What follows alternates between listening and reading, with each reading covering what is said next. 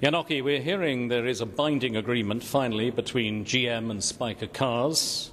How secure is this deal at the 11th hour? Well, this is an agreement that was just signed recently that covers all the basic principles of the agreement, and there are a few missing pieces that needs to be sorted out in the next couple of weeks, but we're almost there. Will the conclusion of this deal really secure Saab's future? Because we have been here before. Oh, absolutely. I mean, this agreement is based upon the good business plan that we have developed. It is based upon the release and the launch of the new vehicles that we have basically around the corner, and it has a solid foundation for developing the brand over the next several years to come. And with that in mind, this is a good foundation for our future. Well, Saab, of course, is a brand that resonates deeply with many people and many people around the world. Under Spyker's ownership, will Saab continue to be Saab and continue to move in the same direction? Oh, absolutely. The biggest asset that we have is, of course, our brand. You've seen in the last several months the enormous support for the Saab brand, and that is a good foundation for us, in combination with, of course, Spyker's belief in the brand as an asset that we can take even to better future and better opportunities. Now, you, of course, and your colleagues have been battling for the survival of your company, and over recent months we've seen enormous support for Saab right around the world. How's that made you feel? Well, it has been a pretty turbulent time, to put it mildly, I would say, at this point. But, of course, the enormous support from not only employees, dealers, suppliers, customers, and everybody that has a soft spot for Saab has been enormous, and that, I would say, is what really have kept us going. Well, it has been a very tough year, tough 15 months. What's life like now at Saab? Well, we have reached a milestone, which means that we now got to restart the business. We got to launch our products. We've got to conclude the final items of the closing of the agreement, and then I think we'll see a good future for Saab. And personally, how are you feeling now that you've managed to pull it off? Well, of course, I mean, this is also for me a milestone, and I feel very confident that not only do we have a good owner, but we have also good backing from the Swedish government, and of course, you know, our employees have done a tremendous job. I'm now talking to Victor Muller, who's Chief Executive Officer of Spyker Cars. He leads the group that has agreed terms to purchase Saab Automobile from GM.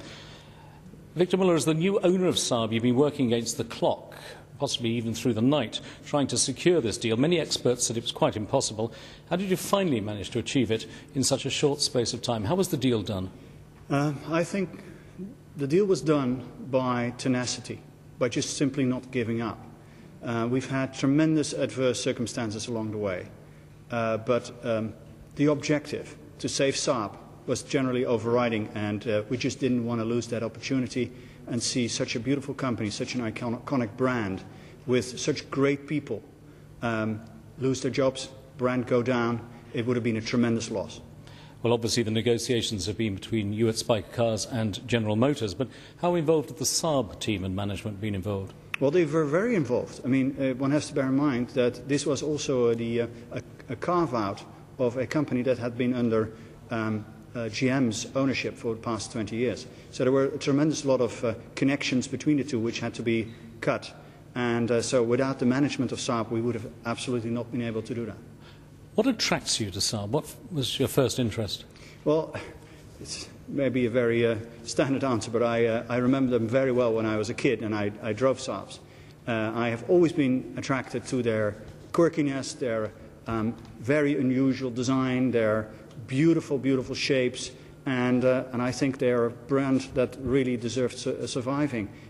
Typical Swedish brand with representing independent thinking. It's very ecological, so very much of this time. I thought it was always thought it was a very attractive brand. And with your hand on your heart, will it really secure Saab's future? Yes, definitely. Well, Spyker, as a manufacturer of supercars, you obviously know a thing or two about the automobile business. As you know, Saab is poised to put the new 9.5 into showrooms very shortly. What's your impression of this very important car? I think the 9.5 is the best design that I've seen come out of Saab since the Aero X 2006. And you see a lot of design elements of the Aero X in the 9.5. I remember very well seeing the Aero X for the first time at the Geneva Salon in 2006, and I was completely blown away by it. And I think that that particular design will pave the way for where Saab is heading, and the first very, very good example of what that design DNA, so typical Saab design DNA, will bring for the future. Nevertheless, small supercar manufacturer taking over major brand, major manufacturer. A lot of people will be wondering how you're going to make Saab work. What changes are you going to make? Well, I think that first of all one has to bear in mind that the situation that a small supercar manufacturer can actually buy a company hundreds of times larger than itself can only be caused by the perfect storm in this industry. Under normal circumstances, it would absolutely be the other way around. Saab would have been buying Spyker. There are many examples of a cohabitation between brands like this, like Audi with Lamborghini, which has worked very well, Ferrari and Fiat. So I think one should not pay too much attention to the fact that we are buying Saab, because that is just a mechanical thing. One should focus entirely on what will happen afterwards. Afterwards, both companies will be operating as sister companies next to each other under one holding that will represent both of them. They will be benefiting to and fro from each other, and of course it goes without saying that little Spyker relatively will benefit much more than Saab from Spyker. However, what we bring to the table is entrepreneurship and a tremendous tenacity and desire to make Saab succeed as an independent manufacturer. And that's going to be a tremendous challenge, but we're very confident that with Saab's management, which has shown incredible resilience, and the resources that we have at our disposal, we will make Saab into a tremendous success. Well, there are certainly going to be some very happy employees and dealers, suppliers and customers. What message would you like to give to them? Thank you. Thank you very much. They have shown unprecedented commitment to the brand. They have shown that this brand is worth fighting for. They have shown that Saab deserves to live. And we're very pleased to tell them tonight that that is actually going to happen.